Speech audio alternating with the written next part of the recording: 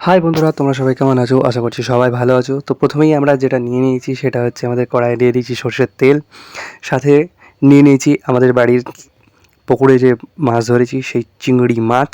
তো চিংড়ি মাছগুলোকে আমরা হালকা করে ভেজে নেবো, তার জন্যে চিংড়ি মাছগুলো দিয়ে দিয়েছি এবং সাথে দিয়ে দিচ্ছি হালকা পরিমাণ হলুদ গুঁড়ো এবং পরিমাণ মতো নুন। তো সমস্ত কিছু দেওয়ার পর আমরা হালকা করে ভেজে নিচ্ছি, কারণ আগেও বলেছি যে আমরা চিংড়ি মাছ বেশি ভাজবো না, হালকা ভেজে নিচ্ছি এবং তুলে নিচ্ছি। তো আমাদের চিংড়ি মাছ ভাজা হয়ে গেছে। তো আমরা চিংড়ি মাছ ভাজা হয়ে যাওয়ার পর আস্তে আস্তে চিংড়ি মাছগুলোকে তুলে নিচ্ছি। তো চিংড়ি মাছগুলো প্রায় আমাদের তোলা হয়েই এসছে। তো চিংড়ি মাছ তোলার পরে আমরা যে বাকি যে কাজগুলো আছে সেগুলো করব। তো আজকে চিংড়ি মাছটা কী দিয়ে রান্না করছি সেটা আমরা সবাই দেখি কী আছে।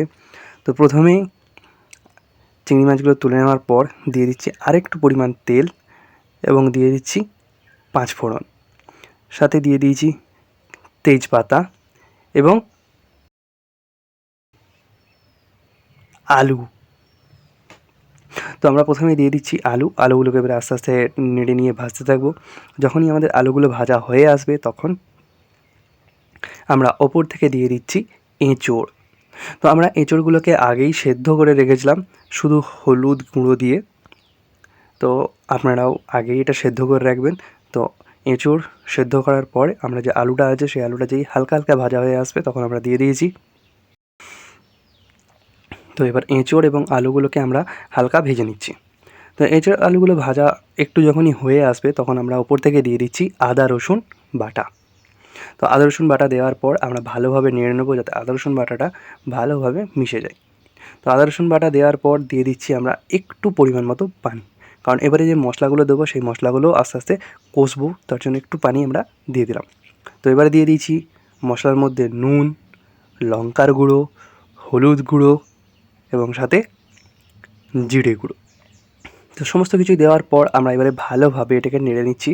তো আমাদের মশলাটা যে দেওয়া হয়ে গেছে, মশলাটা এবার আস্তে আস্তে আমরা কষতে থাকবো। তো দেখতেই পাচ্ছেন যে আমাদের মশলা কষতে শুরু করে দিয়েছেন। তো আমাদের মশলা কষা কিছুটা হয়ে এসেছে।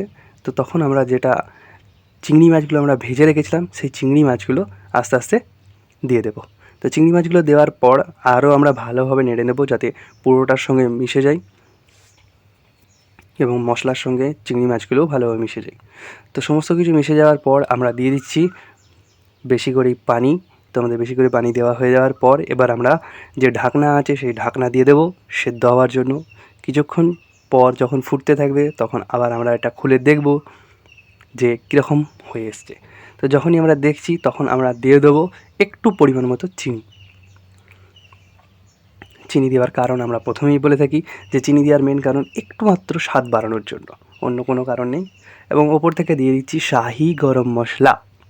তো শাহি গরম মশলা দেওয়ার পর আমরা ভালোভাবে নেড়ে নিচ্ছি যাতে চিনি যেটা আমরা দিয়েছিলাম সেই চিনিটা গলে যায় এবং শাহি গরম মশলা গুঁড়ো যেটা দিয়েছি সেটা যাতে পুরোটার সঙ্গে মিশে যায়। তো আমরা ঢাকনা দিয়ে নামিয়ে নিচ্ছি। তো অবশ্যই আপনারা জানাবেন কেমন লাগছে। সাথে আমাদের বাড়ির ফেসবুক পেজ এবং ইউটিউব চ্যানেলকে সাবস্ক্রাইব করবেন, সাথে লাইক কমেন্ট শেয়ার অবশ্যই করবেন। ধন্যবাদ।